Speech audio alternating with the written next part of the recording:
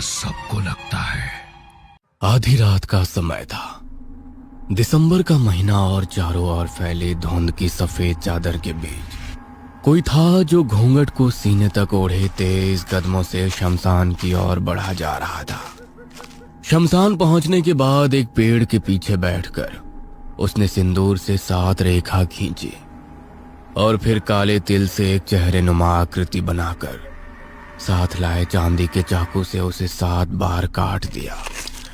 लगातार मंत्र पढ़ते हुए उसने लोहे की एक कील के ऊपर हल्दी, कुमकुम, काले तिल और खून जैसा कुछ टपकाया और उसके बाद आंखें बंद कर ली। धीमी आवाज में फुसफुसाते हुए मंत्रों के पढ़ने की आवाज लगातार उसके मुंह से सुनाई दे रही थी। अचानक ही वहां का माहौल बदलने लगा और तेज हवा चलने लगी। देखते ही देखते जमीन पर रखी हुई सारी सामग्री आंधी के साथ अपने स्थान से वहां बिखर गई। एक परछाई एकाएक उसके सामने लहराई और घूंघट के पीछे बैठा इंसान उछलकर अपने स्थान से दूर जा गिरा, मानो उसे तेज बिजली का झटका महसूस हुआ हो। शमशान भूमि के बदलते हुए माहौल को देखते हुए वो बूढ़ी स्त्री अपनी जगह से खड़ी हुई और तेज कदमों से शमशान भूमि से बाहर निकल गई। अगली सुबह सुगना गांव के प्रधान विनोद के घर में अफरा तफरी मची थी। मौका था उनकी इकलौती बेटी अनामिका के मंगल विवाह का। एक तरफ औरतें पारंपरिक मंगल गीत गा रही थी तो दूसरी तरफ अनामिका की सखियां उसे शादी के लिए तैयार कर रही थी। अपनी इकलौती बेटी की ब्याह में विनोद बाबू कोई कसर नहीं छोड़ना चाहते थे। बारात भी तो पास के गांव के मुखिया के बेटे के यहां से आने वाली थी, इसलिए तैयारियां पूरे शबाब पर थी। दरवाजे पर बारात पहुंच गई थी। बारात के स्वागत के बाद अनामिका और विशेष फेरों के लिए बैठ गए थे। तभी घूंघट पहने एक स्त्री मंडप में उसके नजदीक आई और सर पर हाथ रख आशीर्वाद देने के बाद एक छोटा सा रंगीन कागज में लिपटा हुआ बॉक्स उसे पकड़ाकर चली गई। अनामिका ने उपहार समझकर उस डब्बे को अपने नजदीक रख लिया था। पंडित जी मंत्र पढ़ रहे थे और अपने साथ कुछ मंत्र दोहराने को कह रहे थे, लेकिन बार बार पुकारे जाने के बाद भी अनामिका जवाब ही नहीं दे रही थी। अनामिका बेटा, कहाँ ध्यान है तुम्हारा? पंडित जी कितनी देर से पुकार रहे हैं। माँ के कसकर झंझोर देने पर अनामिका को ऐसा महसूस हुआ जैसे वो होश में लौट आई हो। पिछले कुछ पलों में वहां क्या हुआ उसे पता नहीं था। आंखें बंद करके मेरे साथ मंत्र दोहराइए। अनामिका ने जैसे ही आंखें बंद की उसे महसूस हुआ जैसे कुछ डरावनी औरतें तेजी से उसके नजदीक आ रही हैं। अनामिका ने चीखकर अपनी आंखें खोल ली थी। डर उसके चेहरे से साफ दिखाई दे रहा था। क्या हुआ बेटा? तेरी तबीयत ठीक नहीं है क्या? कुछ हुआ है क्या तुझे? पता नहीं माँ, कुछ अजीब सा लग रहा है, जैसे मेरे ही शरीर और दिमाग पर मेरा कोई बस नहीं हो। आंखें बंद की तो कुछ अजीब और भयानक दिखाई दिया। दिमाग भी जैसे सुस्त पड़ रहा है, कुछ समझ नहीं आ रहा। तो कई दिन से ठीक तरह से सोई नहीं है ना? थकान शरीर पर हावी हो रही है। बस कुछ देर की बात है, फेरे हो जाएं, उसके बाद जल्दी ही विदाई करवा देंगे। वहां जाकर थोड़ी देर आराम कर लेना, रस्में उसके बाद हो जाएंगी। तुम्हारा ठीक रहना ज्यादा जरूरी है। माँ की बात सुनकर अनामिका ने हाँ में गर्दन हिलाई और एक बार फिर से आंखें बंद करके पंडित जी के बताए मंत्रों को दोहराने की कोशिश करने लगी। अनामिका शादी के मंत्र पर ध्यान लगा रही थी कि तभी अनामिका को अपने पैरों में तेज दर्द महसूस हुआ, जैसे कोई कील आकर उसकी एड़ी में धंस गई हो। दर्द अनामिका की बर्दाश्त से बाहर होता जा रहा था। एकाएक वो चीख उठती है और मंत्र को छोड़कर उलट पलट अपने पैर को देखने लगती। क्या बात है अनामिका, कुछ हुआ है क्या? मेरे पाँव में बहुत तेज दर्द हो रहा है। ऐसा लग रहा है कोई कांटा या कील धंस गई हो। लेकिन यहाँ तो कुछ भी नहीं है। अरे तुम्हारे पाँव बिल्कुल ठीक है अनु, विशेष की बात सुनकर किसी तरह अनामिका ने खुद को शांत किया और कुछ ही देर में शादी की पूजा संपन्न हुई। अब फेरों का समय आ गया था। अनामिका की एड़ियों में दर्द लगातार बढ़ता ही जा रहा था। फेरों के लिए एक एक कदम आगे बढ़ाना उसे इतना मुश्किल लग रहा था कि 1 इंच भी पांव आगे बढ़ाने में उसकी चीख निकल रही थी। अनामिका को यकीन नहीं हो रहा था कि जो चुभन उसे हर पल महसूस हो रही है वो उसके पांव में दिखाई क्यों नहीं दे रही है। दर्द से वो निठाल हो चुकी है। हैरान होकर उसने जमीन की ओर देखा तो सफेद चादर पर उसे खून से सने हुए उसके पैरों के निशान दिखाई दिए और निशानों को देखकर अनामिका एक बार फिर चिल्ला पड़ती है। मैं कह रही थी ना विशेष, मेरे पैरों में कुछ है, कील धसी है मेरे पैरों में। ये देखो कितना खून निकल रहा है। अगर मेरे पैरों में कुछ नहीं है तो ये खून कहाँ से आया? तुम लोग मेरी बात पर भरोसा क्यों नहीं करते? अनामिका को इस तरह से रोते चीखते देख विशेष भी घबरा गया था। अरे कौन सा खून? क्या बोल रही हो अनामिका? कुछ भी तो नहीं है यहाँ। मुझे तो यहाँ कुछ नजर नहीं आ रहा। झूठ बोल रहे हो तुम। तुम्हें मेरी बात पर भरोसा नहीं? मुझे पागल समझते हो क्या? रुको, मैं अभी अपनी माँ को बुलाती हूँ। माँ, तुम्हें बताओ, तुम्हें तो नजर आ रहा होगा ना कि मेरे पैरों से खून रिस रहा है। मुझसे 1 इंच भी नहीं चला जा रहा। माँ, जान जा रही है दर्द से, और ये कहते हैं कि मेरे पाँव बिल्कुल ठीक है। अनामिका की ऐसी हरकत देखकर अब तो पूरी बारात सकते में आ गई थी।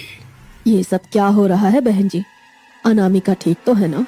इसकी हरकतें मुझे कुछ ठीक नहीं लग रही। आपने शादी के लिए दबाव दिया था क्या उसके ऊपर? ऐसा लग रहा है वो शादी करना ही नहीं चाहती। आज सुबह तक तो ये बिल्कुल ठीक थी। खुशी खुशी शादी के लिए तैयार हुई, लहंगा पहना, अपनी पसंद के गहने ज्वेलरी सब पसंद किए। हम सच कह रहे हैं बहन जी, हमने शादी के लिए कोई दबाव नहीं डाला उसके ऊपर। लेकिन अचानक इसे क्या हुआ हम भी नहीं समझ पा रहे हैं। मुझे लग रहा है शादी का तनाव हावी हो गया है इसके ऊपर। आप हो सके तो रस्म एक दिन बात करा लीजिए। मैं डॉक्टर से बोलकर दवा मंगवा देती हूँ। आराम की जरूरत है उसे। क्यों नहीं बहन जी? अनामिका से बढ़कर थोड़ी ना है रस्में। आप निश्चिंत रहिए। हालांकि माहौल बिगड़ गया था। जितने मुंह उतनी बातें हो रही थी। लेकिन अभी फेरों के बाद यूं शादी को तोड़ देना भी कोई आसान काम तो नहीं था। इसलिए संयम रखते हुए सादगी से बारात विदा हो जाती है। बेटा, वैसे तो हमने गृह प्रवेश के लिए बहुत कुछ सोच कर रखा था, लेकिन अभी तुम बस खास रस्में कर दो। बाकी तुम्हारी तबीयत ठीक होने के बाद ही सोचेंगे। ये लो बेटा, इस पानी की थाल में अपना चेहरा देखो। इससे सौभाग्य और समृद्धि आती है।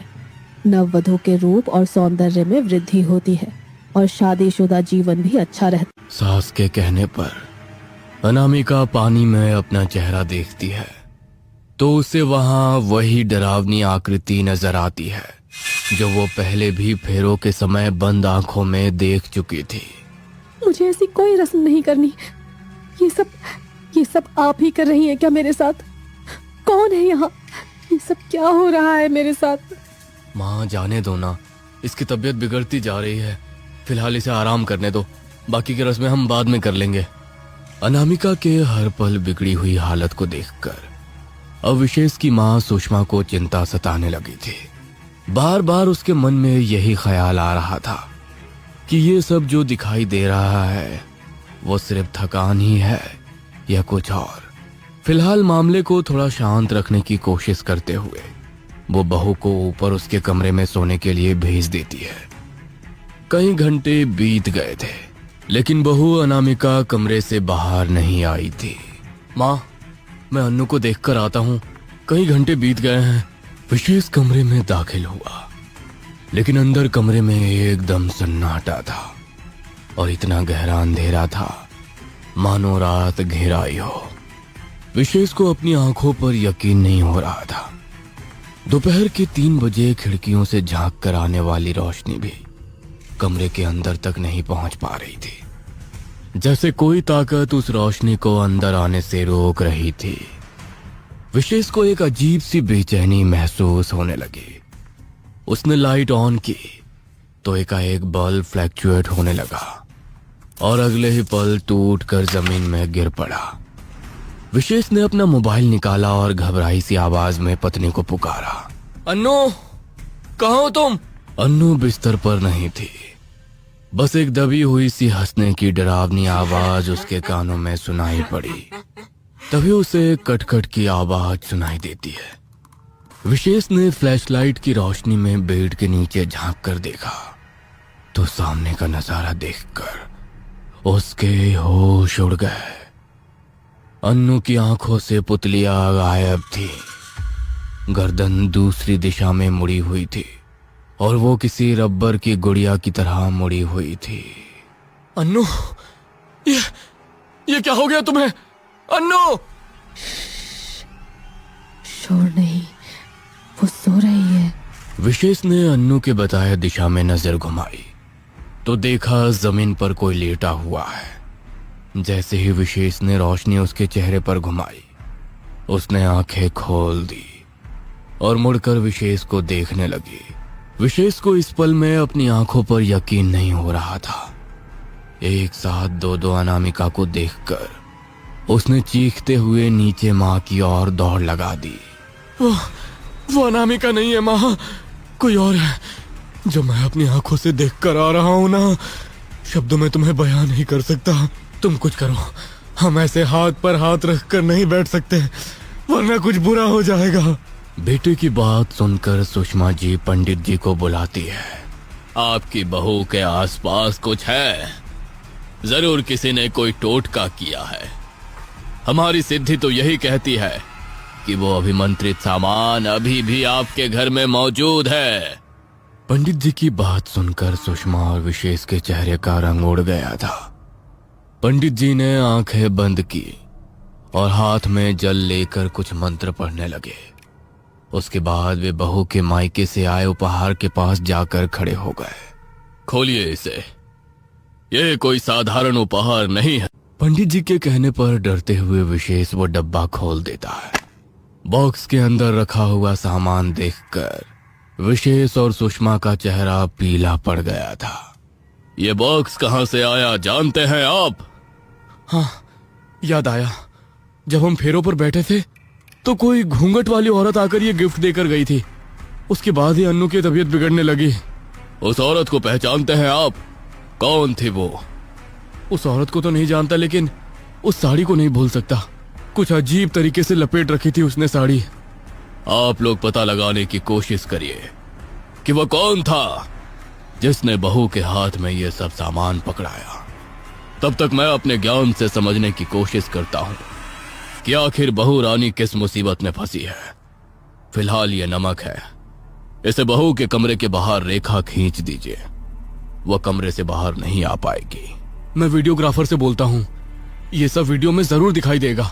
कुछ देर में वीडियो विशेष के पास पहुंच गया था। तुम जानती हो माँ, कौन है ये साड़ी वाली औरत? घर का माहौल गमगीन देखकर घर में ही काम करने वाली नौकरानी भी आकर उस वीडियो को देखने लगती है। हाय राम, ये कैसे हो सकता है? भैया, ये साड़ी तो मेरी है, लेकिन ये मैं नहीं हूँ। आप कद काठी देखिए ना, कहाँ मैं और कहाँ ये 6 फुट मर्दानी औरत। तुम्हारे घर से तुम्हारी साड़ी कौन लेकर जा सकता है पुष्पा? सोच कर बताओ। याद आया भैया, ये साड़ी तो नरेंद्र भैया अपनी बेटी के लिए ले गए थे। कहते थे लड़के वाले देखने आ रहे हैं तो कोई अच्छी साड़ी चाहिए। बिटिया की बात थी तो मैंने अपनी साड़ी दे दी, लेकिन मेरी साड़ी पहनकर शादी में कौन गया ये मैं नहीं जानती। अरे नरेंद्र की तो पत्नी ही नहीं है, उस पर कैसे शक कर सकते हैं? और शादी वाले दिन तो नरेंद्र यहाँ था ही नहीं, अपने गांव गया हुआ था। बस उसकी बेटी शैली आई थी शादी में। ये सब क्या चक्कर है, समझ नहीं आ रहा। इस साड़ी के पीछे क्या सच्चाई है वो नरेंद्र काका ही बताएंगे। कुछ ही देर में सुषमा का ड्राइवर नरेंद्र हाथ जोड़े वहां खड़ा हुआ था। अब छिपाने से कोई फायदा नहीं है। हाँ, मैं ही बहू रानी को ये उपहार देकर आया था। मैंने ही साड़ी पहनकर अपनी पहचान छिपाई थी, लेकिन आप लोग तक सच्चाई पहुंच ही गई। अरे अनामिका ने क्या बिगाड़ा है तुम्हारा? हमने सारी जिंदगी तुम्हें अपने परिवार का सदस्य माना, तुम्हारी बेटी को अपनी बेटी की तरह प्यार दिया, उसका ये बदला ले रहे हो? अनामिका कुलवधू है हमारी, उसका बुरा सोचने की हिम्मत भी कैसे हुई तुम्हारी? आप अभी भी गलत समझ रही हैं मालकिन। अनामिका बिटिया इस घर की कुल बहू है, इसीलिए उसे हर बुरी बला से बचाने के लिए ही मैंने वो उपहार दिया था उसे। लेकिन हार गया मैं, वो जीत गई, अब अनहोनी हो कर रहेगी। ये सब क्या चल रहा है हमारे नाक के नीचे? तुम ये सब भी कर सकते हो, हम सपने में भी नहीं सोच सकते थे। अब पहेलियां मत बुझाओ नरेंद्र, सच बोलो, क्या किया तुमने और कौन जीत गया? ये सब क्या षड्यंत्र है? कुलवधू पर बुरा साया पड़ चुका था। जिस तंत्र का उन पर प्रयोग हुआ है उसका नाम है सप्त मृत्यु तंत्र। जिस पर यह तंत्र छोड़ा जाता है उसकी 7 दिनों के भीतर मृत्यु हो जाती है। मैं बहुरानी के साथ ये सब होते नहीं देख सकता था, इसलिए अपनी पहचान छिपाकर मैंने आधी रात को शमशान में जाकर उस तंत्र का काट निकालने का प्रयास किया और फिर यह अभिमंत्रित सामान बहुरानी को दे दिया ताकि वो तंत्र अपना असर ना दिखा सके। लेकिन सप्त मृत्यु तंत्र बहुत शक्तिशाली होता है और उसकी झलक मैंने उसी रात महसूस कर ली थी जब उन काली शक्तियों ने मुझे अपना बल दिखाया था और मेरी सिद्धि को बीच में ही खंडित कर दिया था। काका, आप ये सब कैसे जानते हैं? कौन है वो जिससे आप अनामिका की रक्षा करने का प्रयास कर रहे थे? सच सच बताइए। तभी पंडित जी वहां आ जाते हैं। हम बताते हैं, ये नरेंद्र कोई साधारण ड्राइवर नहीं, तंत्र का बहुत बड़ा सिद्ध पुरुष नरसिंह है। लेकिन अपनी बेटी को तंत्र के काले साए से बचाने के लिए इसने अपना अतीत भूलकर एक नई शुरुआत की। यह अपनी बेटी के साथ यहां हवेली में रहने लगा। अब आगे की कहानी तुम बताओगे या मैं ही बताऊं? शैली बचपन से ही बहुत जिद्दी थी। बड़ी होकर उसकी जिद और बढ़ने लगी। वो विशेष को मन ही मन प्यार करने लगी थी। उसने विशेष को अपना प्यार जाहिर भी किया, लेकिन विशेष ने उसे मजाक समझकर टाल दिया। इससे पहले शैली अपना प्यार साबित करती, अनामिका और विशेष की सगाई हो गई। शैली ने विशेष को अपना प्यार बताया, लेकिन उन्होंने कहा कि वो सिर्फ उसे अपना दोस्त समझते हैं। उसके लिए ये छोटी बात नहीं थी। वो हफ्तों तक रोती चिल्लाती रही और फिर उसने मेरी वो किताब हासिल कर ली जिसे मैंने हमेशा छिपा कर रखा था। शैली ने अनामिका के शादी के जोड़े का एक टुकड़ा हासिल किया और उस पर वो तंत्र छोड़ दिया जिसका परिणाम मौत है। आगे की कहानी आप लोग जानते हैं। तुम्हारी पागल बेटी की जिद में मैं अपनी कुलवधू को आंच नहीं आने दूंगी। बुलाओ उसे और रोको ये सब, वरना मुझसे बुरा कुछ नहीं होगा। अब कुछ नहीं हो सकता मालकिन, मैं मजबूर हूँ। हो सकता है। ये तंत्र काटा नहीं जा सकता, लेकिन इसे उल्टा जा सकता है। अब तुम खुद इसे अपनी बेटी की तरफ उलट करो। जिसने गलत कार्य किया भोगना तो उसे ही पड़ेगा। देखो नरेंद्र, शैली को अपनी बच्ची समझा है हमने, लेकिन हत्यारी है तुम्हारी बेटी। एक मासूम की जान लेने का षड्यंत्र रचा है उसने। मेरी बहू को बचा लो, अपने इतने सालों का नमक का फर्ज अदा करो। सबकी बात सुनकर उस रात नरेंद्र शमशान गया और कुछ तांत्रिक क्रियाएं खत्म करने के बाद वो सर पकड़कर रोने लगा। कुछ ही देर में नरेंद्र का चेहरा सफेद पड़ने लगा था और वो दर्द से चीख रहा था। गुजरते समय के साथ उसकी हालत खराब होती जा रही थी। पापा, ये क्या किया आपने? क्या किया आपने? क्या आपने उस तंत्र को अपनी तरफ मोड़ लिया? हाँ बेटा, बच्चों की करने की जिम्मेदारी माँ बाप को ही लेनी पड़ती है। अपने आप को मरते देख तुम्हें समझ में आएगा कि किसी को तकलीफ देना कैसा होता है। वादा करो, आज के बाद किसी के साथ बुरा नहीं करोगी। बस यही मेरे लिए तेरी सच्ची श्रद्धांजलि होगी। अगले 7 दिनों में तड़प तड़प कर नरेंद्र की मौत हो गई थी। शैली पिता की मौत से बुरी तरह टूट गई थी, लेकिन उसने पिता को दिया वादा निभाया और फिर कभी किसी का बुरा नहीं सोचा।